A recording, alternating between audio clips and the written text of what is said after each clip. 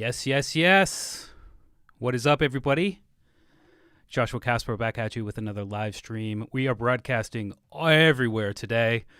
We're broadcasting on the Plugin Boutique channel, the Beatport Twitch channel, Kashmir's Facebook, YouTube, just everywhere, okay?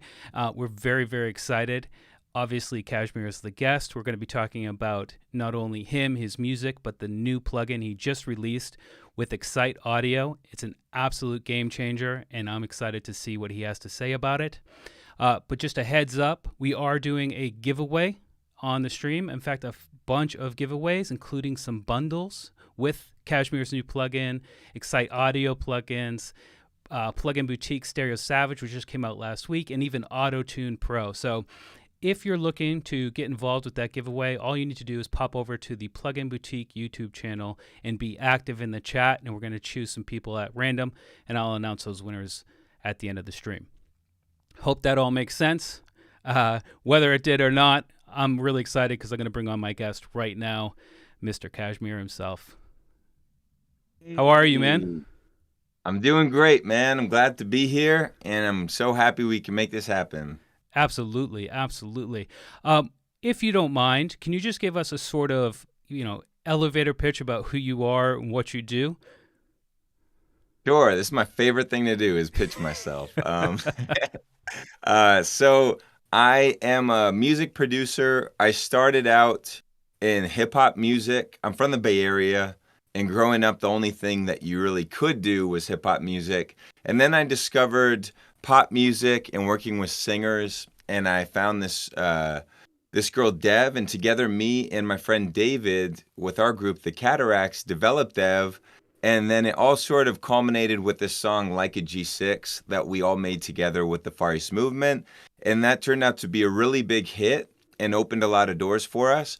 And then I kind of proceeded to be a pop producer for a number of years, which for a while I loved, but then I fell out of love with it. And I started Kashmir, and that's kind of where I'm at now. And Kashmir is dance music, and it's been a way for me to just kind of unrestricted make the music that I want and that I find interesting. And it's just been a beautiful journey. And one of my biggest passions throughout all of this has just been, the science of production. And since I was young, I would collect sample packs. Back then, you used to have to get sent a CD in the mail, and you just have one CD of samples, and you would just use the hell out of it. And now we live in this world of like infinite samples, for better or worse. And it's been fun to make my contributions in the forms of the Sounds of Kashmir series, and also to plugins like the one that we're going to talk about today, Kashmir Chain. Absolutely phenomenal. Yeah. In terms of, before we move on to the plugin, which is obviously the focus of today's stream, what are some other songs that we might know that you produced? I know that sometimes producers don't get credited in the pop world, or they have been more recently, but a few years ago they weren't. Is there anything that we might know that you've produced? Well, Like a G6 was the biggest one. I did a single for Selena Gomez called Slow Down. I did on Enrique Iglesias' last album, which is Sex and Love. I did most of the English tracks on there, and uh, I'm a Freak with Pitbull was like the big one, and I'm even in the music video, and that was fun. And let's see, I'm probably forgetting because it's been a while now, but Dev, I worked really hard on Dev's project, who is a singer on Like a G6. And we had a song that got pretty big called In the Dark. And we made that in Costa Rica. That was a really fun experience. The record label paid us a bunch of money and spent most of it on drugs and partying, and a few good songs came out. And that was one of the good songs that did pretty well on the radio. There was a song with David Guetta called Sweat. We originally produced for Snoop Dogg. That became a pretty big remix, and from Guetta, and I don't know. There's probably more, and I did a couple songs on Robin Thicke's album, the Blurred Lines album. Great album. And yeah, and I don't know. It's been a while. It's been like 10 years ago. It feels like since G6 came out, and then um yeah. And then on the EDM side, if you're watching me, then you kind of probably know what my bigger songs were, but I had this song called Secrets with Tiesto that was pretty big. And I guess my second biggest song would be like Wild Card or Karate or Power actually with Hardwell. Crazy enough, they're like singing that as like the national anthem at Dutch football games now. Power kind of became pretty big. That's wild. Yeah, yeah, that's a really fun one to play live. Like the whole crowd just power, and even if you don't know the words, I mean, it's just like one word pretty much, power. So everybody sings it. So it's pretty fun. That's crazy cool. We already Yeah, got a question coming in, and the question is, how did you come up with the name Kushmir? I'm saying it Kushmir is the way to say it. Schmear. Yeah. Yeah, yeah. So So, yeah, I have been asked this question a million times. The answer is really simple. So, I'm a Kashmiri American. So, Kashmir is this place that is a part of India or Pakistan, depending who you ask. It's a super beautiful land that way back in the day, philosophers, poets went and discovered and decided to spend their time there because it has these fields, and mountains of snow, and it's just a really paradisic place. Um, and of course, with that came a lot of people who wanted to take over, right? And so there was a lot of different rulers over the years, and I don't want to get too political here, but we're Kashmiri pundits, and that means we're Hindu Kashmiris. And we kind of had a rough time, depending on who was ruling at the time. Eventually, we had to all leave, or most of us, and went to India. So my grandparents eventually came to, well, I don't want to say, when you say India, it sounds like they're two different things, and then it gets political, but they went to New Delhi, and then that's where my dad grew up, and then he came to America, and that's why I'm a Kashmiri American, right? Because I was born and raised in America, but it was impressed upon me throughout my childhood, Kashmir, and knowing my history, and it was very important to my grandpa, especially, that I sort of carried on. And he was really happy that I picked the name that I did. So it's a tribute to my heritage. Yeah. That's super dope. In terms of, I mean, like Joshua Casper, for example, I just pulled out of a hat one day, so that's great to know that there's meaning behind your name. Yeah. So let's just get right into the bulk of it here. We're going to be talking about your brand new plugin that you released with Excite Audio. Can you tell us a little bit about what that is before we jump into some actual examples? Yes, absolutely. So this was born out of the fact that I found myself in certain projects using the same chain, especially on a singer's voice, once I knew what the chain was that I liked. So I would copy and paste that chain a bunch of times, and if I, thought, oh, maybe a different compressor or different settings or different auto tune settings would have been better, I noticed there was this mental obstacle in my head that led me to not changing it because it'd be too much of a pain in the ass to go and change all these settings. And I thought it would be so great if the same way that you apply effects on a group, you could so easily apply them to each individual track. And I've worked on projects that have sometimes 50 vocals. There's lots of harmonies, lots of doubles and stacks, and so I was like, well, why can't this be possible? Why couldn't we make a chain creating plugin that it basically broadcasts the chain that you've made to all these different tracks? And it turned out to not be that easy, but we were able to get it done with some incredible ingenuity from the guys at Excite Audio and Plugin Boutique. So that is what led us here. It really solved a big problem for me, and I'm working on a hip hop album now that's all Indian rappers. So I went out to India, recorded a bunch of rappers, and I'm left with so many vocals. And this thing has literally saved my life because now when I'm starting a vocal project, instead of worrying about what the perfect chain is and doubting if it's the perfect chain, I just put the leader on one vocal if it's a single singer. And then for the rest of that singer or rapper's vocals, I put a follower. And later, if I want to adjust it, I know it can only happen in one place and the rest will get the identical chain. So I think once you find the right chain for vocal, it's pretty much going to be the same for every take if it was recorded in the same microphone by the same singer.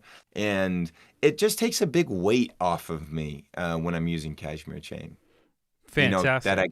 Yeah. Yeah, well, I'm excited for you to jump in and show us rather than tell us what we're checking out. So what I'm going to do is flip over to your desktop where we should have, I believe, Ableton. And I can say that you've shown me one or two of your projects, and there are literally mountains worth of vocal channels in them. So I can only imagine when you're dealing with that many vocal takes, how invaluable this plugin could be.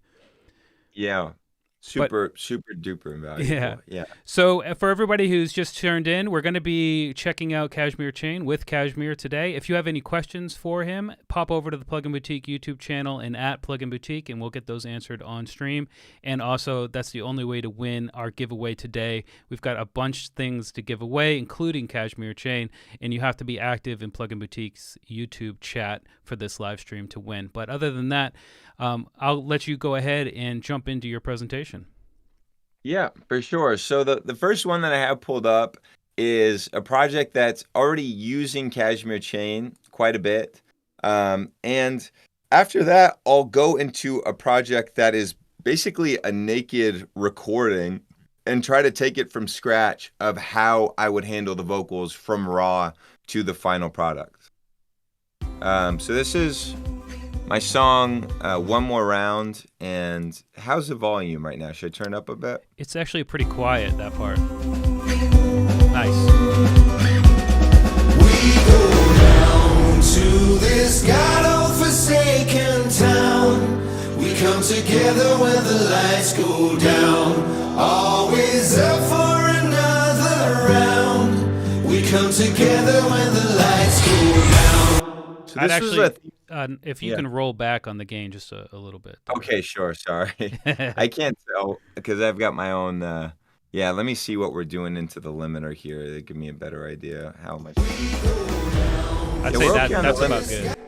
That's about good? Okay. So this one's already developed. I've gone through the steps of I have a leader here, and I just do it on the first track. And the reason I do it on a track as opposed to, a track with a vocal on it, as opposed to just like putting it up here, which you totally could do on a blank track, is I like to see how the compressors and everything are reacting.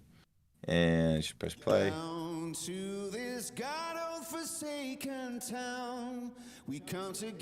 And then we can see I've got a little Pro Q and some RVox. And one thing I like to do sometimes is put quite a bit of compression, so we could even go more extreme, and then just run it in parallel. So I introduce the dry signal a little bit and go like that. And one of the coolest parts of Cashmere Chain is you can actually see the RMS difference between the signal entering and leaving the plugin. So if you want to do proper gain staging, you can just try to make sure it stays around 0. And if you're going to gain stage with the dry wet, you just kind of adjust them until you're getting the compression you want, but you're still around 0. So that way, if you turn off and on the plugin, you can get a more transparent sense of what the plugin is doing as opposed to it just sounding louder. And why I add 2 EQs, I don't know. I know there's no difference. I've literally tested if it sounds the same. I think Pro Q and Equality sound the same, but for some reason, it's like a habit. I believe Equality adds some nice sizzle, and it's probably bullshit. But anyway, here is a de-esser at the end because I'm adding so much highs, and if you don't add that de-esser, you're going to see the sibilances really pop up, especially when you're doing those notches I'm doing. So anyway, that's our leader. And I started out by putting a follower on every other track, and it's just so nice. They all have it. each and every one is going to receive the same compression and the same EQ and everything, which is great in my book because it's all the same vocalist, it's all the same microphone. And if I were to bypass, We go down to this God-forsaken town. We come together when the lights go down. Always up for another round. We come together. and a question that comes up a lot is, why couldn't you just do this on the bus, right? Like, why couldn't you just put it up there? And there's definitely reasons for that. There are things that I think you could get away with doing on the bus. Like, if you just compressed all of these, then when they all get loud and the sum signal is louder, then yes, the compressor is going to push it down in the way that you want. But if there are vocals that kind of pop up in spaces like this vocal in particular, the low octave, you see that it's getting kind of quieter here when these ones are louder. Now, the compressor, if you just put it on the group, it's not really going to react and help you out with that low vocal maintaining its volume, because to the compressor on a group, it looks like the signal is about the same anyway. But the low octave is getting lost there, and by putting the compressor on the individual track, it's going to be bumped up and you're going to see a more even signal throughout this low octave. And that's just a natural thing with singers. On different takes, different notes are going to be louder or less loud. And especially with the low octave, some notes might get too low and you see a big volume drop. So with compression, I think this is really helpful. With tuning, it is a necessity. You absolutely have to put tuning on each individual track. Just for fun, if you guys want to put auto-tune on a group, be my guest. It'll sound probably ridiculous.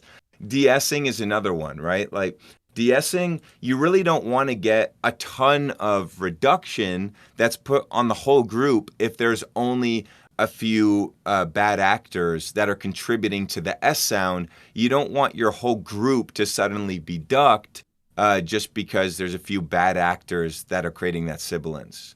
That makes sense, right? Yeah, I think so. Yeah.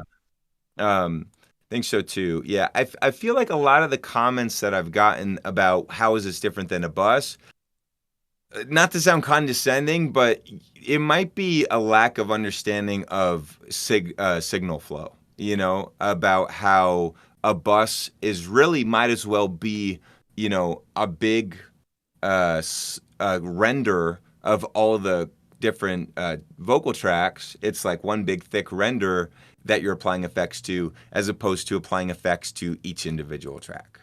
We got some questions that might be good to just get out of the way here in the beginning. One is the inevitable with any of these streams that I do with plugin manufacturers is the CPU question. Yeah. Can you talk a little bit about what's happening with the CPU? When you load it in the leader, is it somehow using that on that CPU with inside the follower, or is it a duplication of the plugin? And how does that affect CPU performance? It's a duplicate of the plugin, meaning that if you do make a leader and a follower, you send the leader to the follower, you're going to get twice as many plugins, and there's no way around that. Because, at the heart of what we want to do is to apply those effects independently on a new track, which means that you're going to need twice as many effects. Now, one thing down the road that we could look at is, something that my friends who do composing that need to deal with really heavy CPU usage, they've told me about, like, I think it's Vienna Ensemble and some other ways that they're able to route the CPU using the cores more efficiently on your computer than Ableton would. And down the road, I would love to look at that, because now that we're sort of, handling the plugins on our own, maybe we could find ways to do different routing to the different cores in a more efficient way than Ableton would. But right now, you could literally look at it as you're duplicating plugins. And unfortunately, I don't think you could ever get around that. It would be like having your cake and eating it too, It's just a question that comes up in all of these. Of course. Yeah. Another good question here from Crafted Music is, do we see any changes in latency when we're adding leader and followers to different channels? So that's, through our development process, that was a big issue figuring out the latency that these different plugins introduce, some of them more than others, and compensating properly. And now I think we do a really good job. In all the projects that I've used it on, I've not experienced any latency. Sometimes, if I'm working a long time in a project, some latency will pop up, and I usually just restart the project, and that seems to solve it. Now, with UAD plugins, they're a real beast. They can introduce a lot of latency, which is ironic because the whole point of UAD is to have zero latency, right? Because you're using you're putting the weight of the CPU usage on the cards or whatever they call that they come with. For us, it's definitely been a challenge, and it's something that in updates we're probably constantly going to be trying to perfect when using the UAD plugins. But in my experience, everything except for those seems to be working just perfectly. Good news. For me. But if anybody out there has problems, please tell us, because this is a new and, dare I say, it's kind of like a radical concept, and it's it will be finicky. This is the very first version we're putting out, and we really want you guys to tell us if problems arise so we can solve them. Where would be the best place for someone to reach out and give any sort of feedback like that? That's I figure that people will contact just Plugin Boutique where they bought it, but that's actually a really great point. And I wish I could just give my email out right now. But I could give them your cell number if you want. Yeah, I'll give them my cell phone number, maybe my social security if that would help. Well, in the meantime, if people want to email support@pluginboutique.com, that might be okay. Yeah. Plugin Boutique. And you can even message me on Twitter. And people have messaged me on Instagram so far.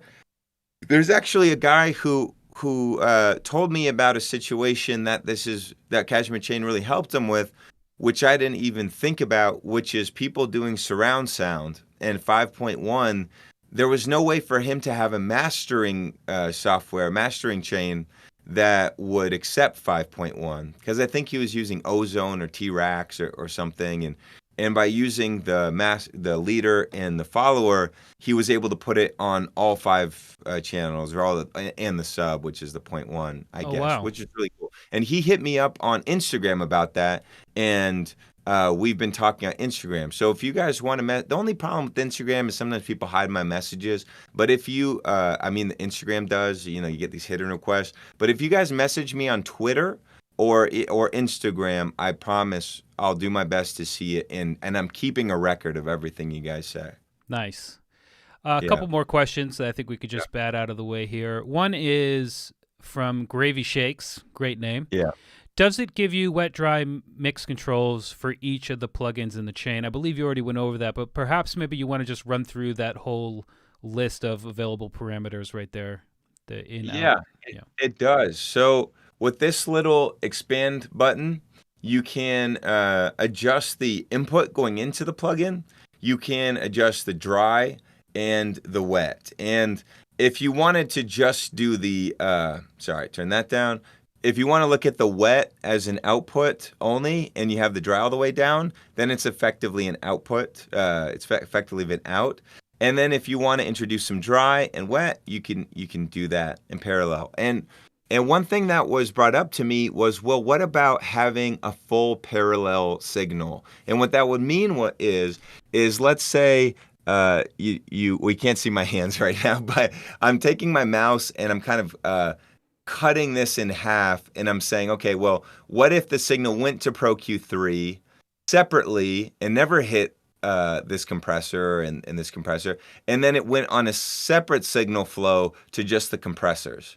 This has its own chain, and this has its own chain. And, one reason you might want to do that is splitting the bands, right? So you might have something that splits the low frequencies. You have some effects over here. Something that splits the high frequencies goes over here. And I think in an update, we're definitely going to consider that. I really like the simplicity of this now. There's other plugin chain creators, like I think they're called Blue Cats or something. Yeah, Blue They Cat. have a Yeah. Yeah, they have a really great plugin chain maker with all kinds of routing and but it's quite dense and it's quite scientific, at least at a first glance. And it was very important to me that this one was kind of simple and our target audience be, I guess, less less dense issues that we're trying to solve. But if we can offer that as an advanced mode that you open up without sacrificing the simplicity,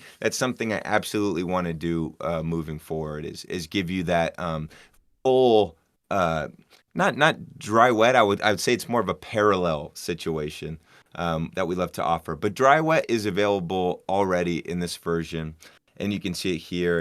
And again, if you missed it, this shows you the RMS difference from the signal coming in to the signal leaving the plugin, which is a great tool for making sure that as you do your dry and wet, if you want to gain stage properly, you can make sure it stays around 0. And that lets you know that the total volume is not changed much.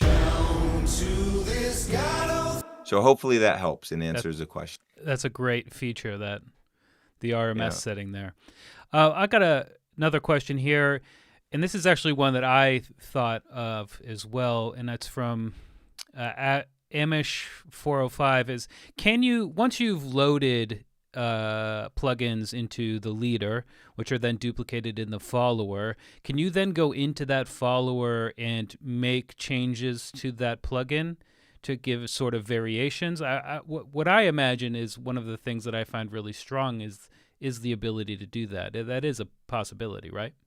Yeah, that's absolutely a possibility. So what you want to do is you want to go into your follower and you just click this button called unlink.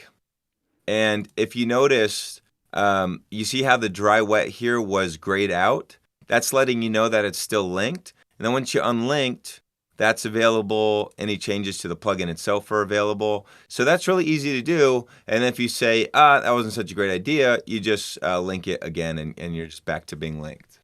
Nice. Yeah. And then there's another question, which is, can you save your chains? And I'm sure this was somewhere in the Yes. presentation, but if you You want to. can absolutely save your chains, and you just go there to save preset. And this is a really great way to save not just the setting of one plugin, but you have your whole 5 plugins that are instantly recalled to the settings that you wanted.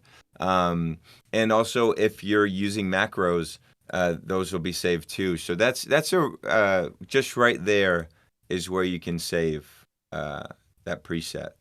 Now, it just came to my attention. Yeah, if you're on a follower, you can't do that.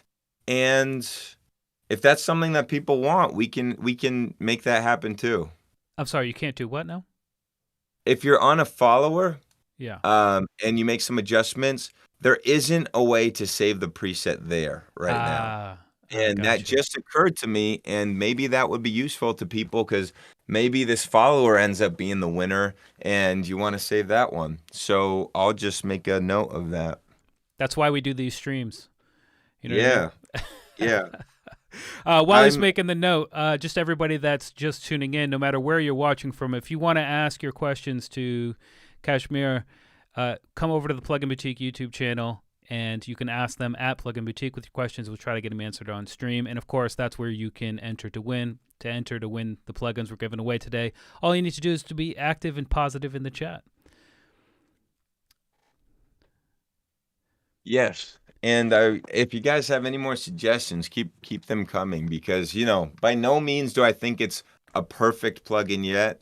I think I just think that it's the potential is massive, and I think if we slowly, like Melodyne for me was definitely not perfect on the first one, but ever since the first Melodyne, I was like sold because I knew this was solving something so important. And this is probably maybe not important as Melodyne, but I do think this can solve something really important for people, especially working with vocals. So And I have another use case actually that I wanted to show. But go ahead if you have a question. I have a question.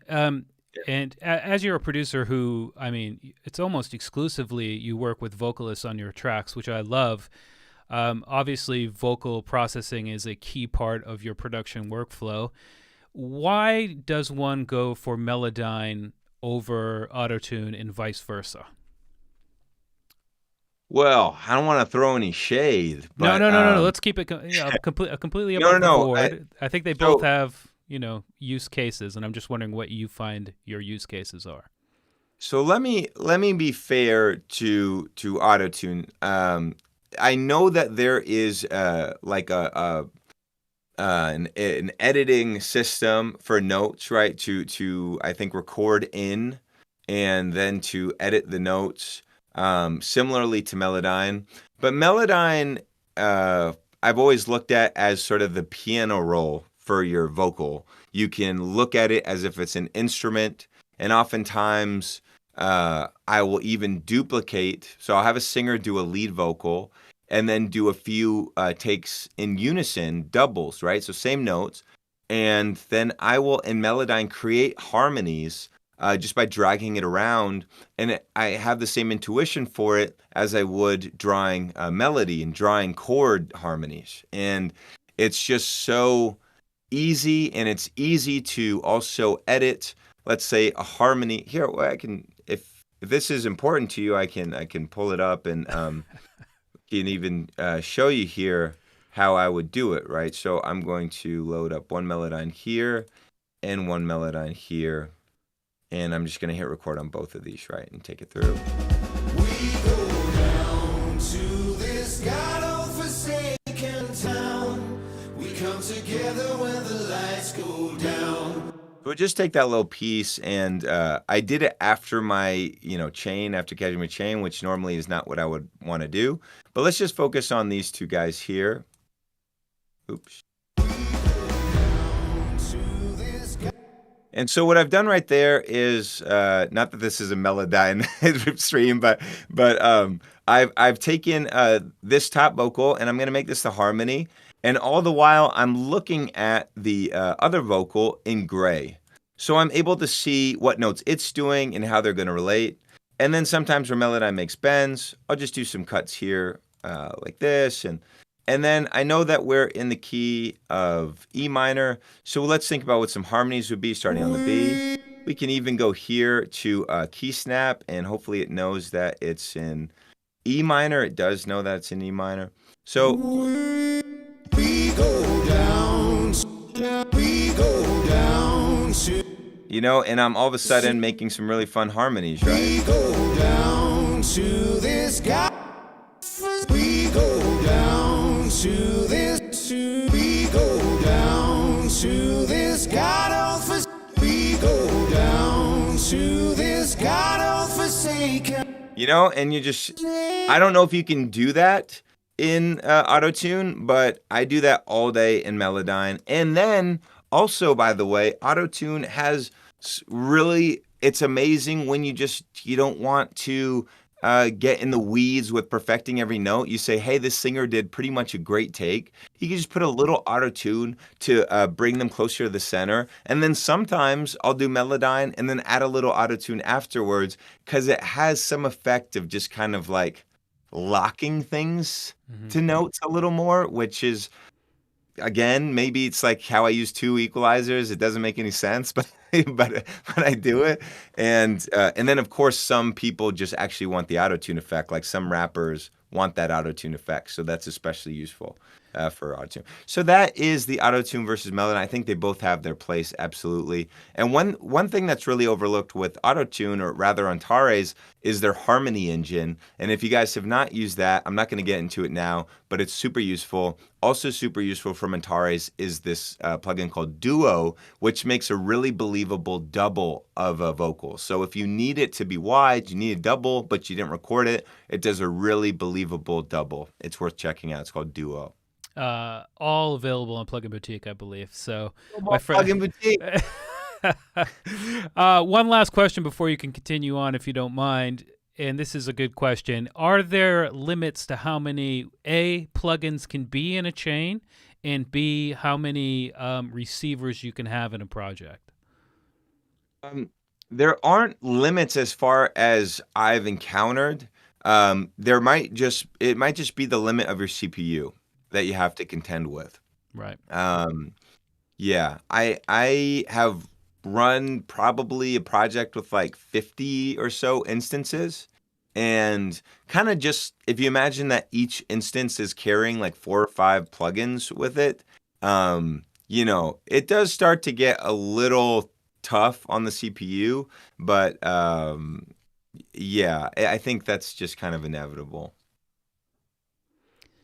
Yeah, 100%. So I'll let you go ahead and continue on with the rest of your Yeah. presentation, and I will bother you again in a little bit with more questions if you don't mind.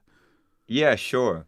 So just to kind of showcase the differences of putting it on a group versus individual tracks, because this is something that we've run into. It's a question I run into a lot, right?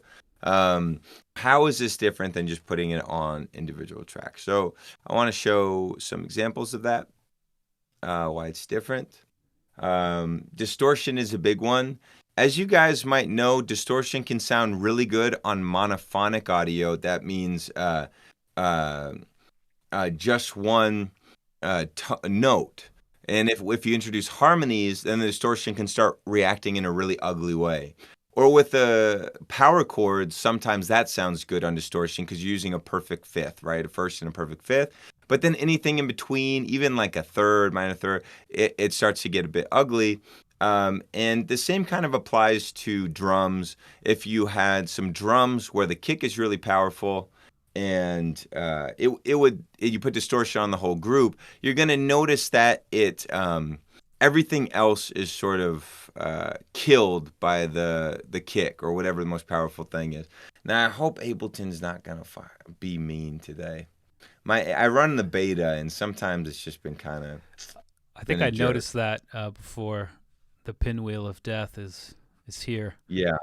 It seems like it's been just going on a little too long now. Yeah. But Control Alt Delete. Oh no, you're on a Mac. I don't know how to do Control Alt Delete on that. I might have to let's just go back into it. Well, while he's doing that, for everybody watching on anywhere outside of the Plugin Boutique YouTube channel, make sure to come through and ask your questions for KSHMR on our channel, and also you'll be entered automatically to win as long as you're active and positive in the chat. And boom, Ableton is back open. Did you see Live just released a mobile version for idea generation? Whoa, really? Yeah, the news broke today, I'm pretty sure, maybe last night, but there's now an iOS version. That's awesome. I'll just do this guitar one first then, just in case. That's cool. I've actually seen some really cool apps for mobile for beat creation that I was like kind of surprised how good they were.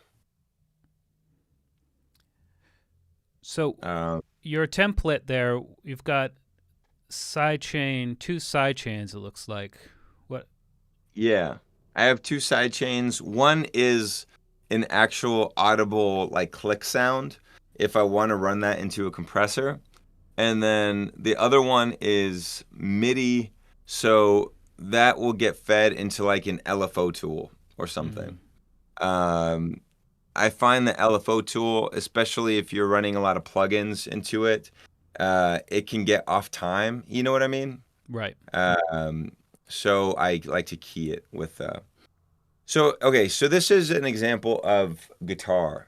So I started out with using this guitar instrument, which I really like. The Ample Sound guys make really good guitar emulations. And let's just bypass for starters. And this is what we got. Turn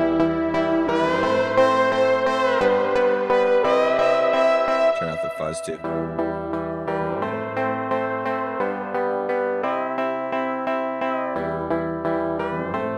So if you've recorded multiple drum tracks, one thing that you might want to do is see what a different amp would sound like on all of them, and see like, well, what if I played it into this amp or this, this stomp box kind of configuration.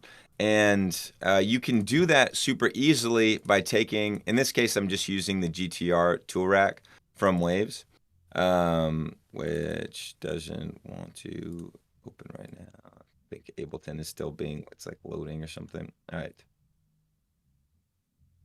Why can't I open this? All right. Anyway. And can I, okay, so by just putting this on and syncing, oh, it was bypassed. Okay, my bad. That was my bad. All right, so guitar tool rack, you can just play through different settings and then see what it would sound like. Like I could go down here and just and sync it.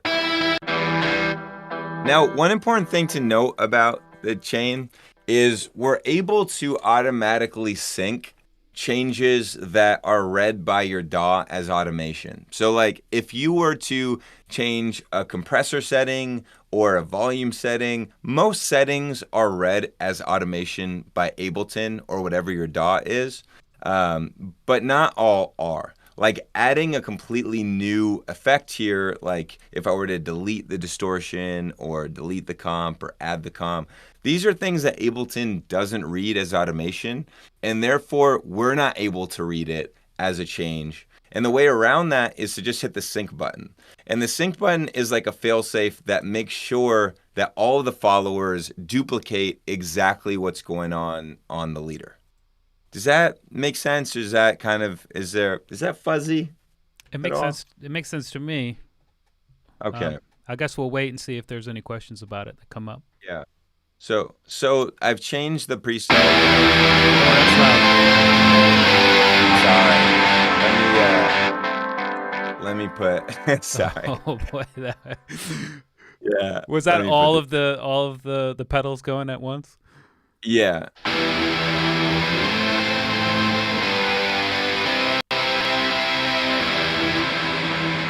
Now that is pretty extreme, so I'm just gonna go back to the setting that I liked, which was this custom one that I made down here, and I'll just hit sync, and now, and just on this top track, I wanted this extra fuzz on it. So that's a cool thing about KSHMR Chain is you can just put all the effects you know will be shared into the leader. And then if you want any other effects that are only on a specific track, you could just put that after or before like this.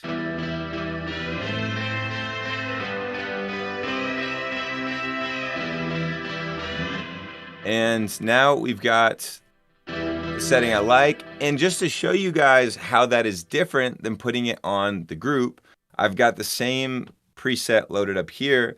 And you can hear, this is what it sounds like if you just put on a group.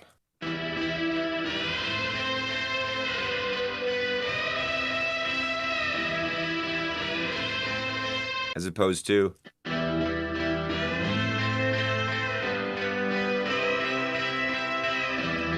So in this case, the amp and all the different effects that are going on in the guitar tool rack are being applied to each individual one. So the compression is being only applied to this guy for his track, and this guy, and this guy himself. And that allows the compressor to nicely allow the plucks of this sound to come in, because it's not looking at all the other tracks when it's doing its compression, when it's doing its squashing. But if you were to just put it on the group, now it's looking at the whole signal of all three tracks playing and applying compression to that, applying distortion to that. And so you lose all the dynamics of each of the individual layers. As opposed to, you're able to hear the fullness of each layer when you apply the amp and the effects to each individual layer. I mean, that's night and day, man. It's 100%. Yeah, that's Yeah. okay. Okay, good. That's night and day. Okay, good. Yeah. That when you're dealing with distortion, you just run into a lot of problems if you try to run a lot of different tones and instruments through the same distortion.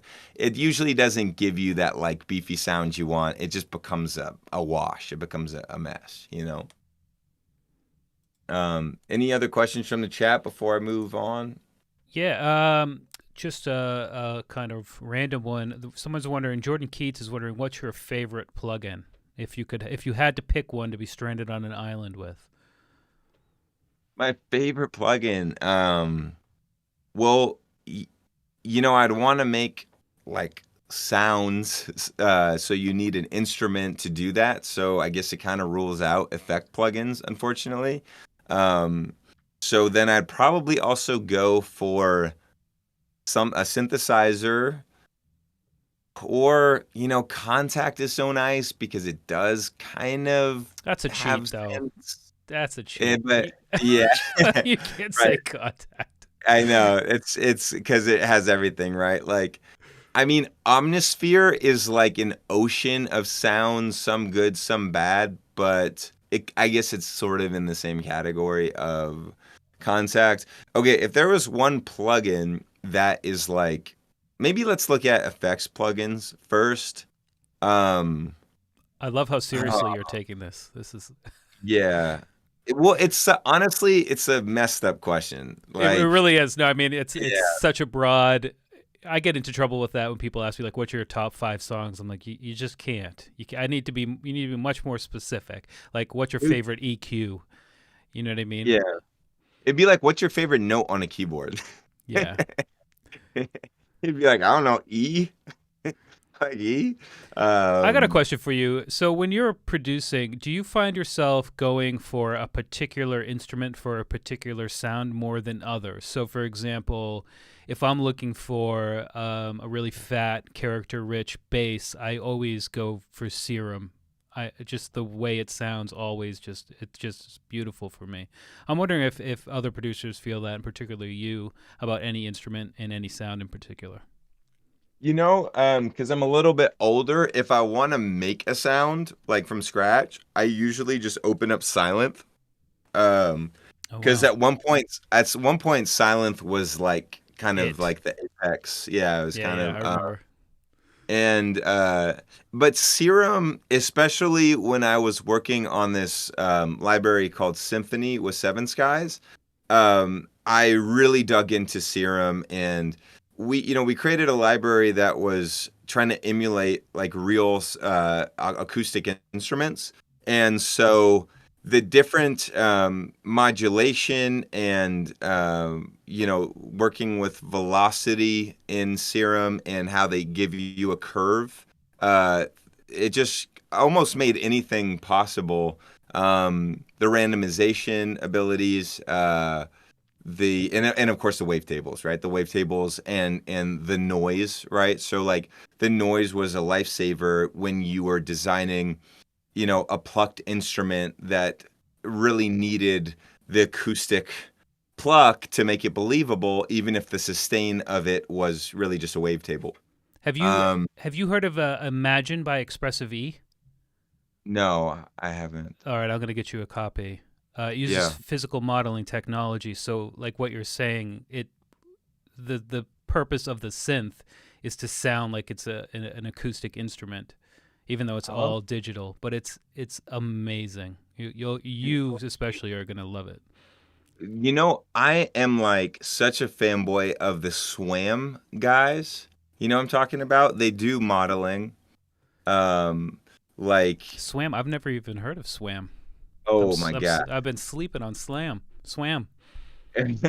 These guys are so next level. Check this out. So I don't know if it comes with reverb. You probably want a little bit of reverb. Um, and I have to pull my keyboard out because I believe I need to. This keyboard doesn't have. You need to use all the controllers. So I've actually set up a handy little CC controller like this. So you just see me do it. You use expression to put air. and then modulation. And of course, if you had I have one of these heavy duty weighted keyboards that unfortunately doesn't have all the knobs to be able to do this on the fly, but you know,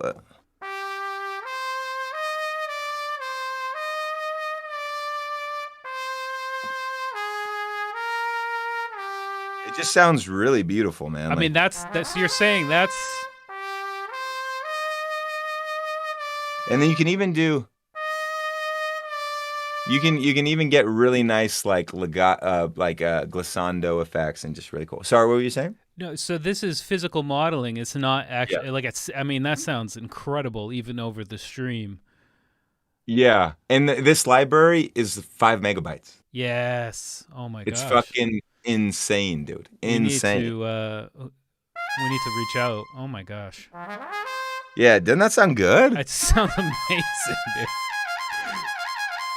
Yeah, pretty cool, man. All right, so there's that. And by the way, they offer violin, cello, everything. Those guys are just the coolest and just sound so good.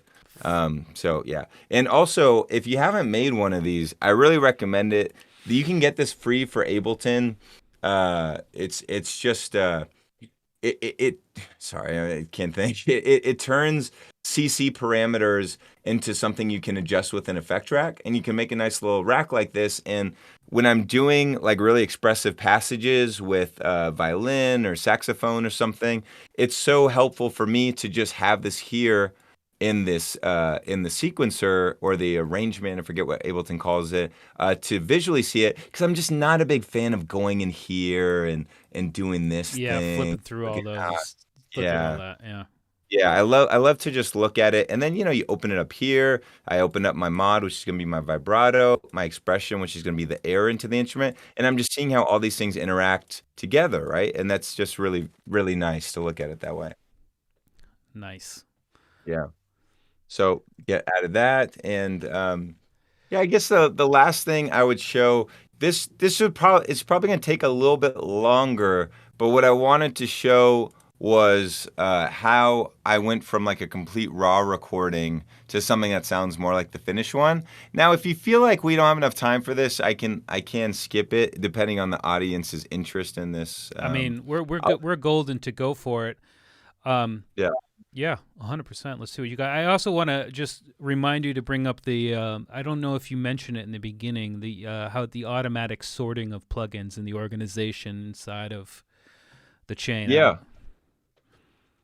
Yeah.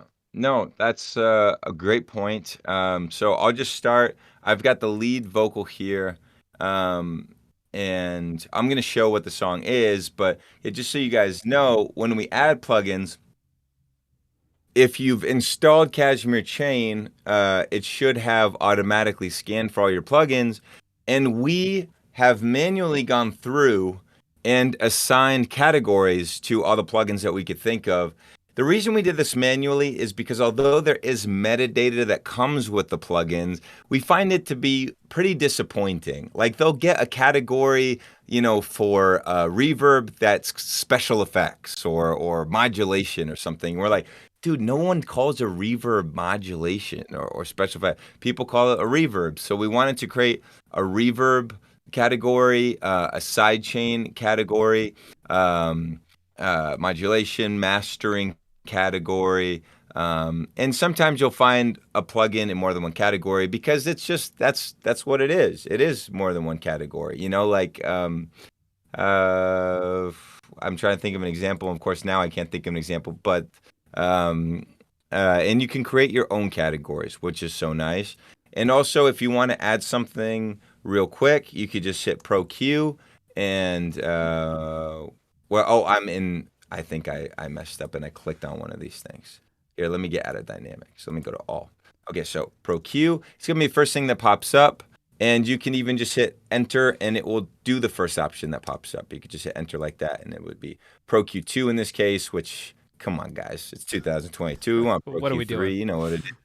What are we doing? So Pro Q3. And And so that's a really awesome part of Cashmere Chain is just the organization. I think it's nice to be able to organize plugins the way you want to. And if you want to go down here, you can just look at your VST, VST3, or AUs and just use those.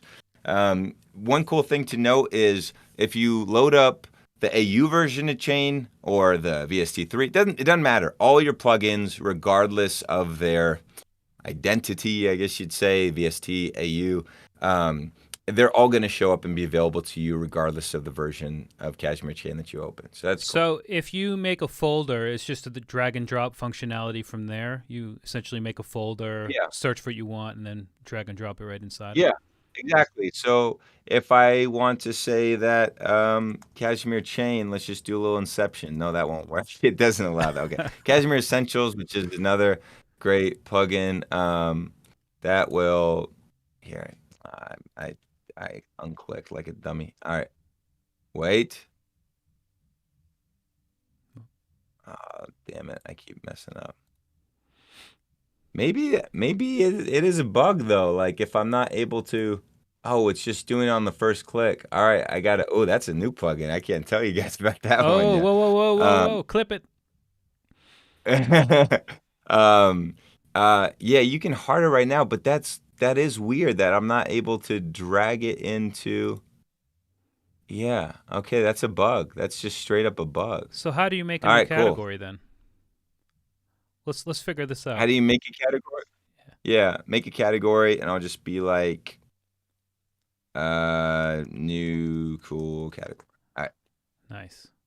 And it's there, but then, so we're not. Yeah, it's just not like recognizing the drag, at least for me. If All you right, go I'm gonna into write that new down. cool category, write it. I mean, you can Yeah. write it down. Yeah. Oh wow. Yeah, you should be able to drag it. So that's just a flop. Dragging to categories doesn't. Which is so weird because like I did it.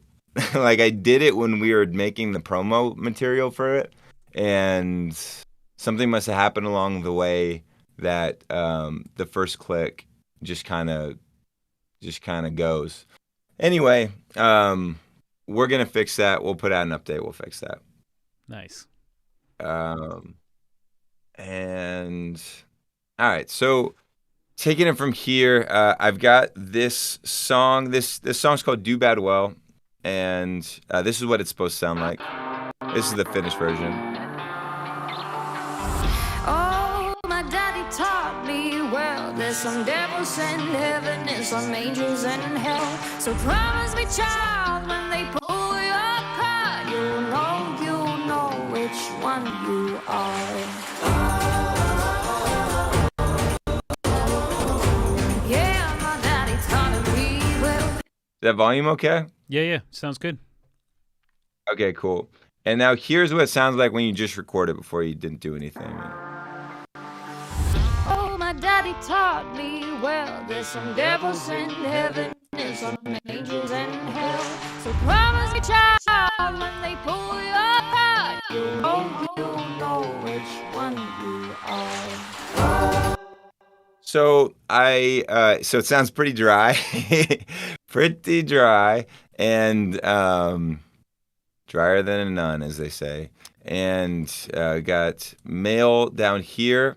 I'm just gonna kind of mute the males for now, and we'll probably do a separate chain for all the male voices, and just focus on the female vocal. And I've already gone ahead and put a leader and on the lead, because that's what we're just going to use to try to perfect, the chain for her. And then on the followers, they've all been linked to the leader. So we've got, a ton of followers down here that are going to be doing this section.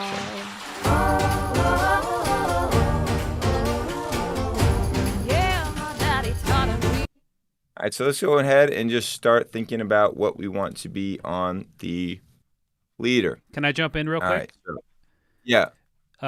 Solo from Excite Audio, yeah? He has just let me know that the newest version of Cashmere Chain, the drag and drop bug, has been fixed already. Oh, I might be using a slightly old version. Yep. Yeah. So that's good Okay, news. that That's makes good news. okay, that's good news. Yeah. I honestly, until like last week, I was still using the beta because I was just like, you know what I mean? I was just so used to using the beta. And yeah, so there's might be more issues in mine than for you guys. But that's awesome that it is fixed. All right, so let's start with ProQ. And we're just going to do the regular stuff. We're going to cut out some junk down here.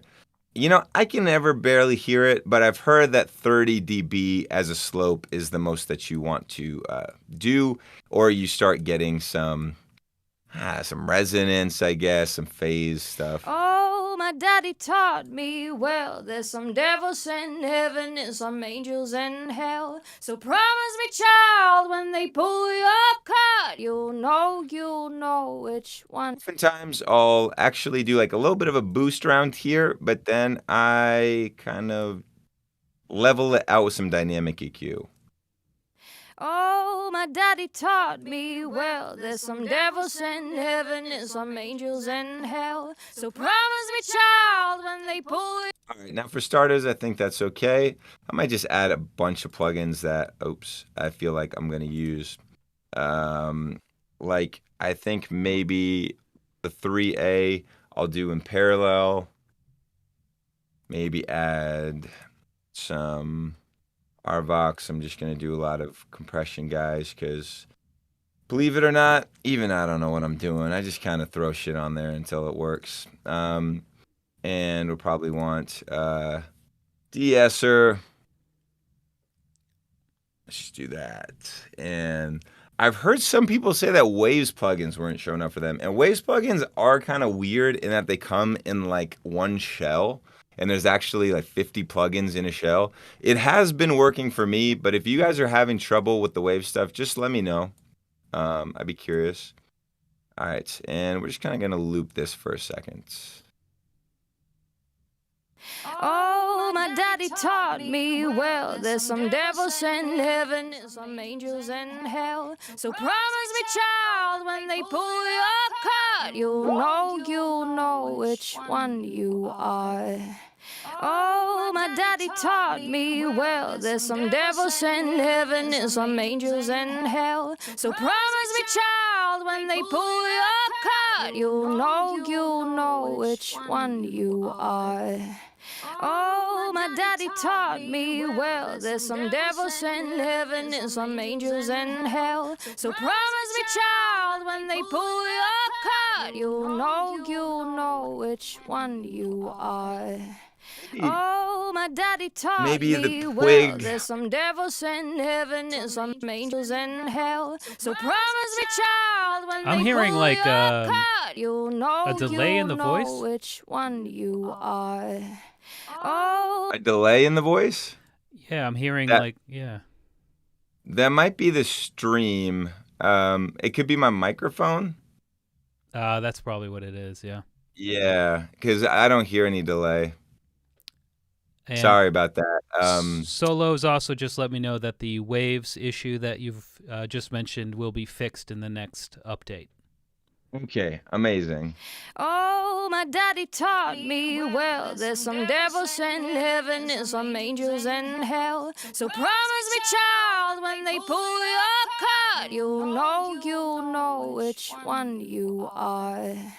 Oh, my daddy taught me well. There's some devils in heaven and some angels in hell. Too much, we'll hear it in relation to the track. Child, when they pull you up.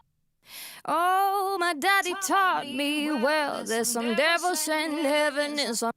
Oh, my daddy taught me well. There's some devils in heaven. And then I have a little bit of reverb here that we're just gonna. Oh, my daddy taught me well. There's some devils in heaven and some angels in hell. So promise me, child, when they pull you apart. Let's compare how we're doing with the. Oh, my daddy taught me well. There's some devils in heaven. I think that one's just a little louder, also maybe. And here, let's turn the instrumental up a little bit.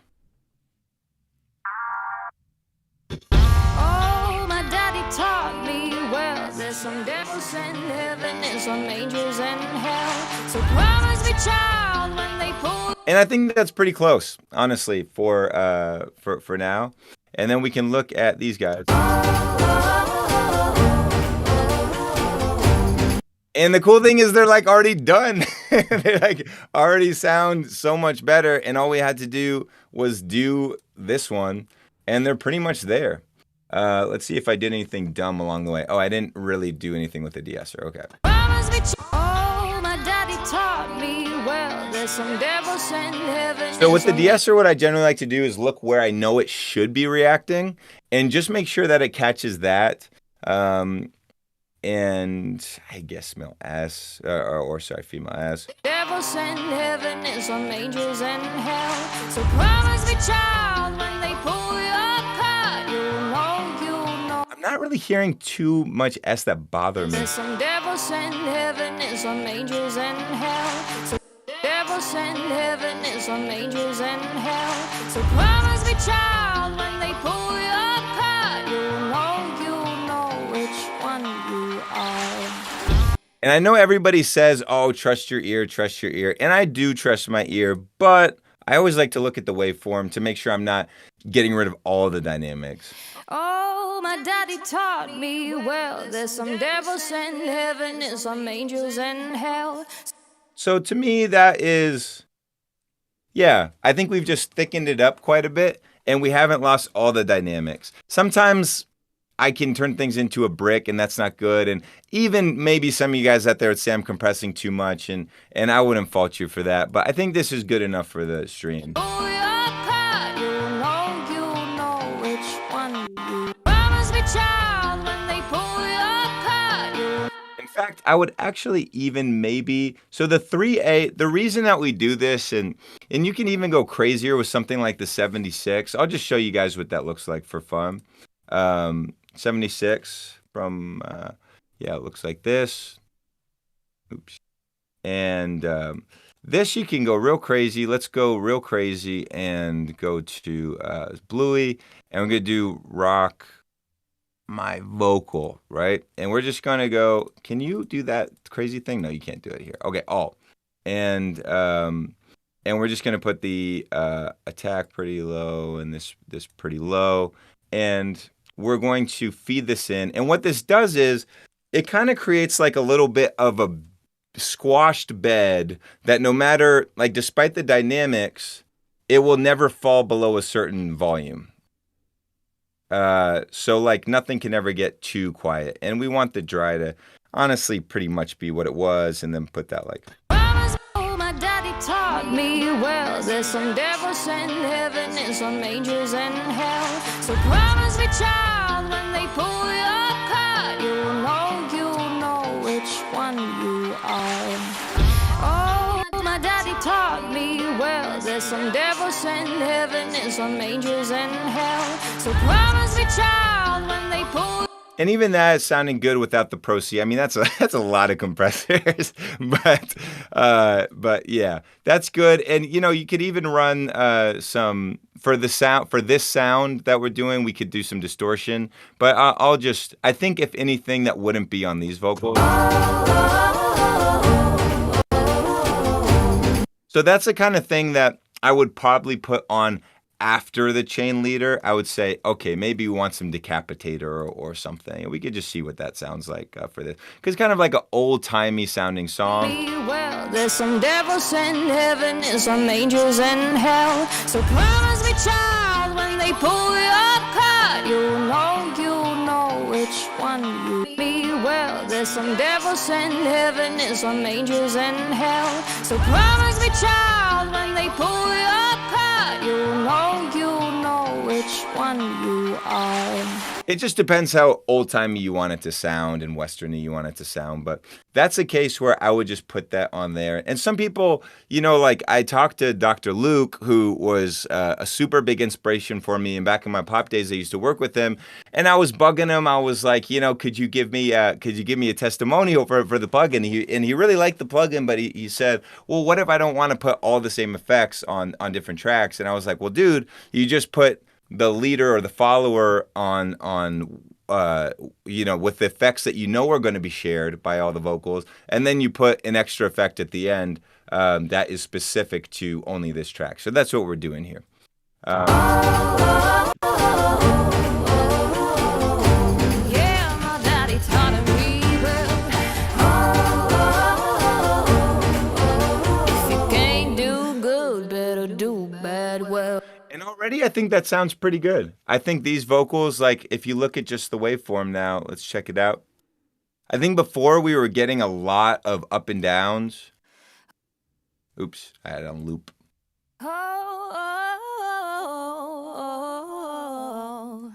And now we're just getting a much smoother, not really missing any, like it never gets too quiet at any point. And let's do like a real proper A and B. And you can see here, there's just a lot of like, and if we were to bypass, sorry, are you still with me? I've been on a monologue. No, it's great. Well, I'm just letting you go, man. This is great. Oh, thanks, man. If we bypass, we can really see the difference of, especially in that section.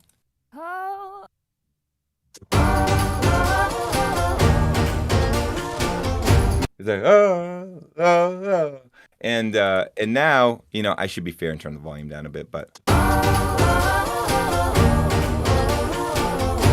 it never really feels like it disappears. So that bypass button right there actually bypasses all of the followers? Yeah, that's right. That bypasses all the plugins in the chain. Nice. Yeah. So that's a real easy way to see. Well, 75. Get rid of this guy. I don't know what he's doing. What's he doing? I don't know. That's probably not true. I don't know how you get up to 70. It's not active. It's not active. So.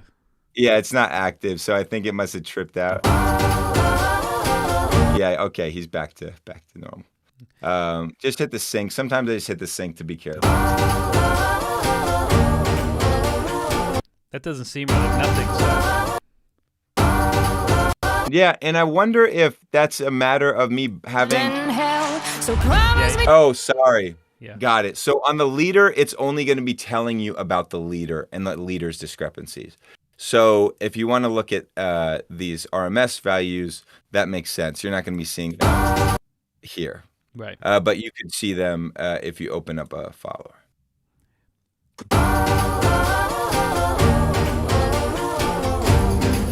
And that's really not perfect gain staging. You can see some stuff is spiking, but hey, we're streaming. You're streaming. You did it in like 3 minutes, dude. I don't think you have to worry about it. Yeah, and I mean, we really only did it in one place, and then everything sounded fucking good, man. It's like that. Yeah. I got a question. So, obviously, you're working on a very kind of like a streamlined version of this song. Would you recommend having, because obviously you can have different followers and different leaders. You can have multiple followers in multiple groups, obviously. Would you recommend having on your lead vocal that might have a harmony or a backup, like one leader follower group or couple, and then if you just got a harmony or a backup vocal group inside of it, and then have an additional one on those? So because you're not always going to want to just blanket do the same thing on everything. Yeah, that's absolutely right. And what you might, one way you could go about that also is you could think about the things you do want on both, like maybe the amount of compression would be the same, but now these background vocals are sounding a bit bright as opposed to in the back. Whenever you brighten something up, it tends to sound a bit more forward. So you might save that just for the lead vocal, and then have a separate leader that's like you apply. Sorry, so the compression would be shared on one leader, and then some additional things that brighten it up, you could put on another leader. Or another way to do that, if we want to just keep it simple, is we say, hey, we're going to call this lead vocal. And then we're going to save this as a preset, lead vocal, female. And then we just go here and we say, hey, we're going to actually make you turn a leader on here. And lead vocal female to start with. But we're actually going to say background vocal. And we get rid of this follower here.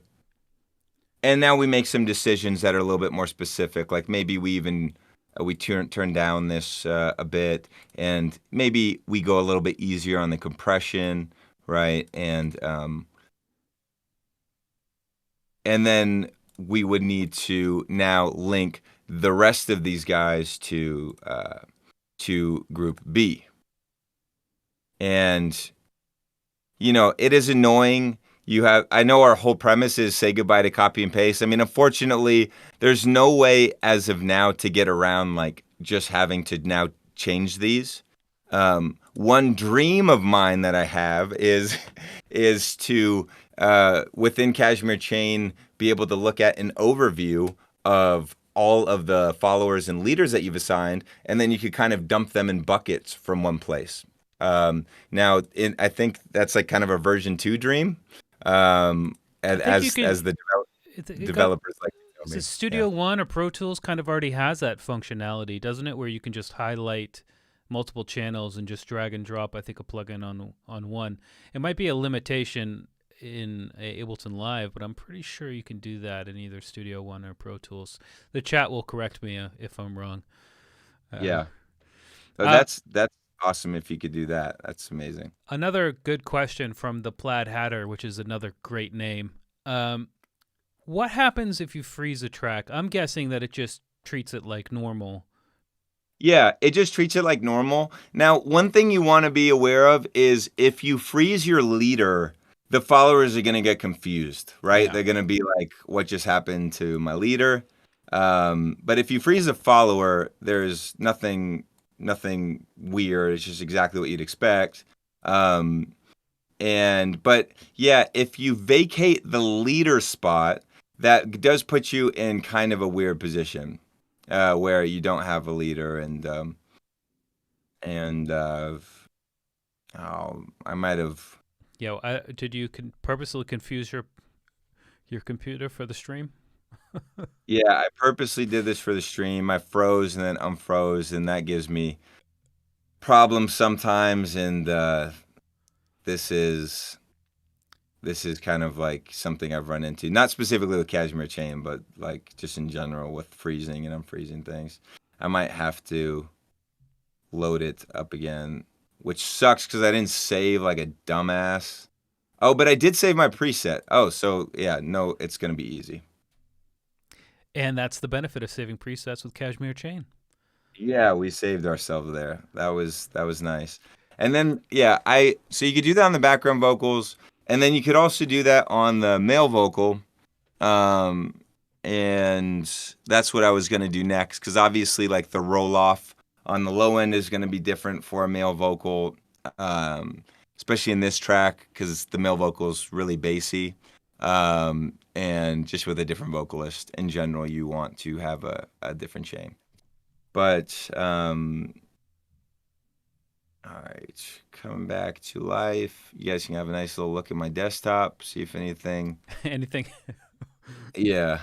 Oh, it went bad on me again. All right, here. I'll just send that report. They need to figure this out. Yeah, they need to figure this out because it couldn't be our fault. Stop working on iOS apps and figure out 11 point whatever it is. I should just have gone back to the regular version for the stream, but I could be blaming them, and it's just could be a Kashmir Chain thing too. I don't want to sound like we're perfect or anything. But that was weird. I mean, freezing and unfreezing something, I've done that a million times, and that doesn't usually cause any issues. Well, I think you froze and flattened and then try to go back 2 steps, which is a whole different thing than freezing and then unfreezing. Right. All right. So we loaded up the lead vocal again, and I mean, look how quick that was. We just loaded a ton of plugins into a ton of tracks. And it happened so fast. I mean, I don't know. It's just a big time saver in my book. Taught me well, there's some devils in heaven and some angels in hell. So promise me, child. So I could do the male vocals, but I think you get it. Like, I would just do a different chain. I would probably load up the same chain and then start adjusting it. to match with the male vocals. But let's just turn those off for a second and compare it to, oh, and you need to turn them off. We could just compare it to the track. So promise me, child, when they pull your card, you'll know which one you are. Yeah, my daddy taught me. Yeah, my daddy taught. And I think if I'm listening to the mix correctly, we probably just widen these a little bit on the final, and maybe even on the group we put like a little bit of a should I put any reverb on there? No, we should probably put some reverb. I'm just gonna copy over the same reverb in the sake of, you know, just time and Yeah, my daddy taught me well.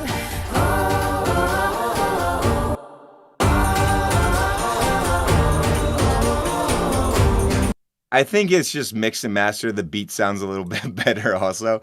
But I think in terms of the vocal, when you look at where we came from, it was a big difference. We could just A and B one last time.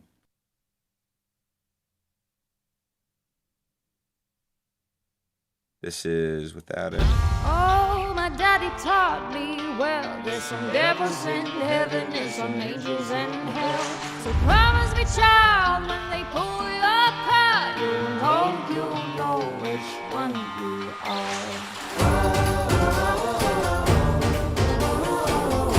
Yeah, my daddy taught.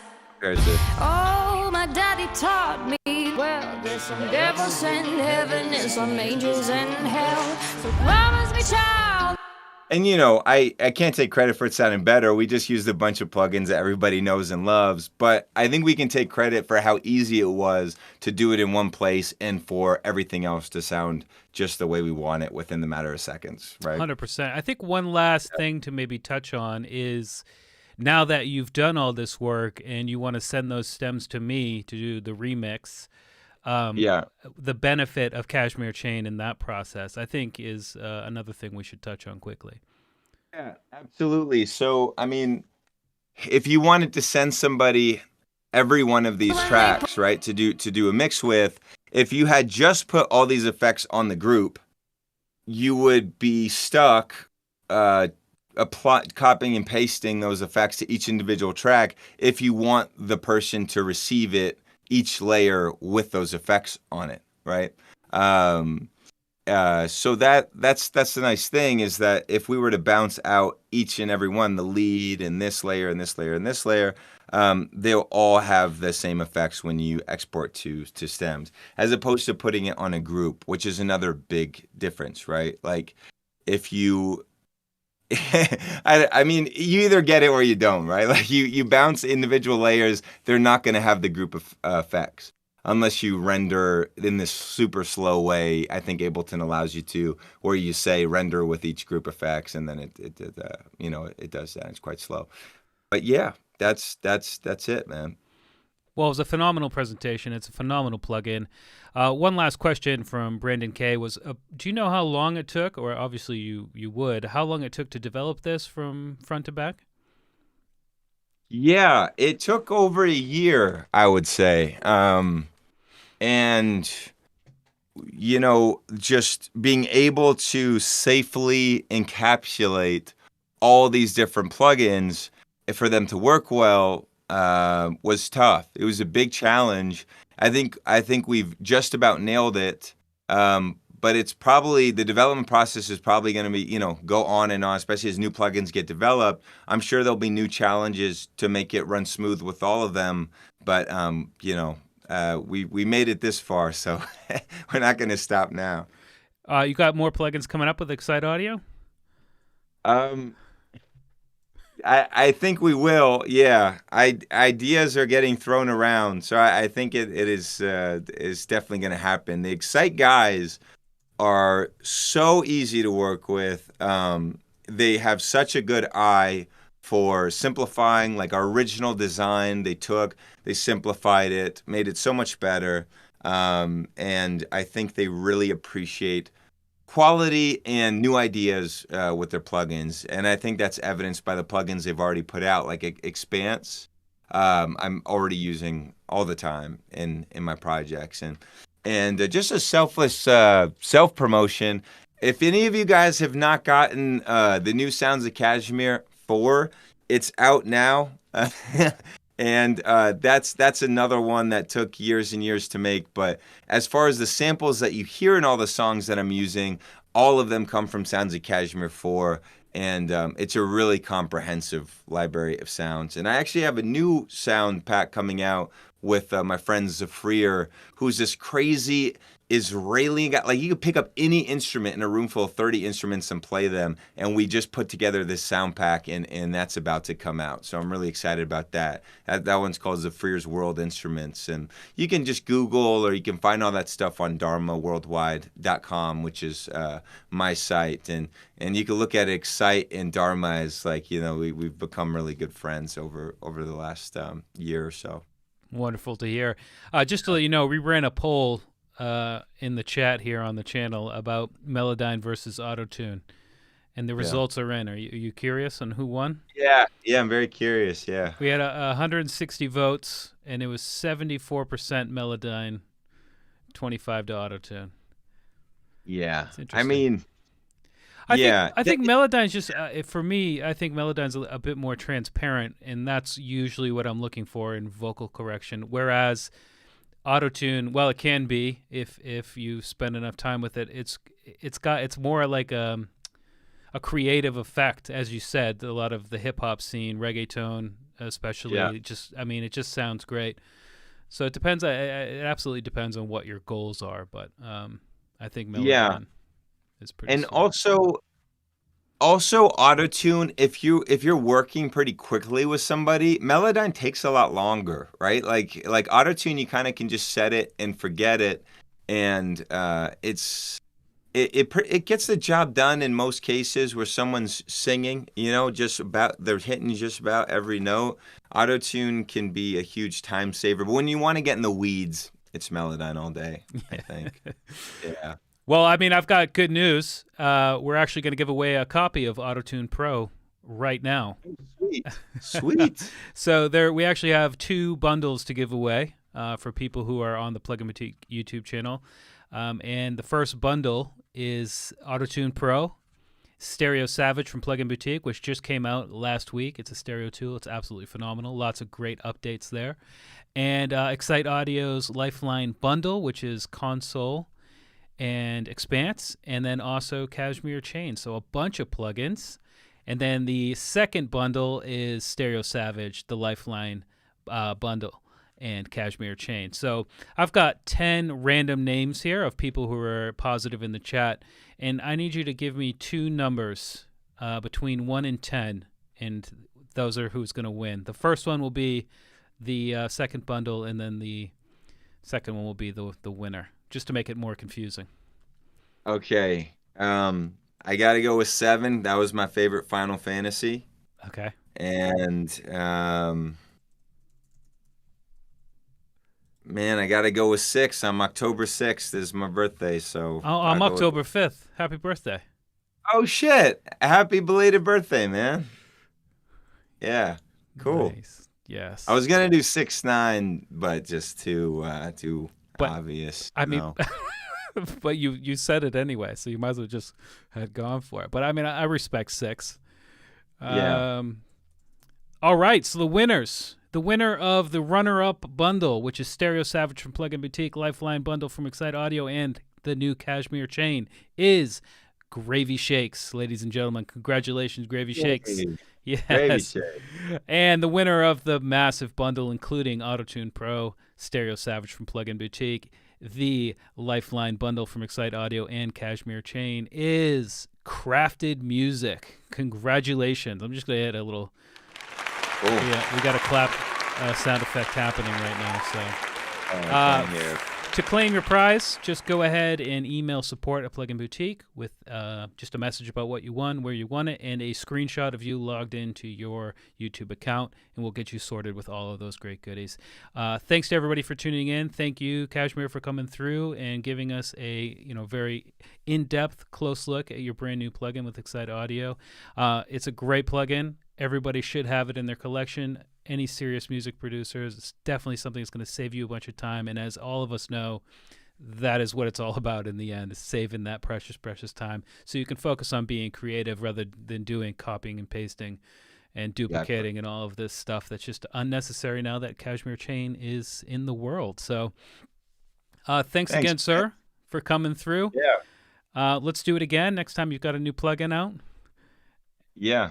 Absolutely. It's been really fun talking to you. It's been a great interview, and it's going to be online, right? Because I didn't get to see any of the chat or anything, but so yeah, we broadcast it to a lot of different places, but it will be archived on the Plugin Boutique channel. I'm pretty sure it'll be archived on your YouTube channel as well. We haven't been monitoring that chat. I hope someone from your team was, but yeah, the chatter is also archived, so you can watch back in real time and see what people were saying throughout. Oh, beautiful. Beautiful. Nice. Awesome. All right. Well, with that, I'll let you go. I know you got a full day ahead of you, and thanks again for coming through. And congratulations. And I wish you nothing but the best of luck with the new plugin. Thanks so much, man. I'll see you guys next time. All right, everybody. Bye-bye.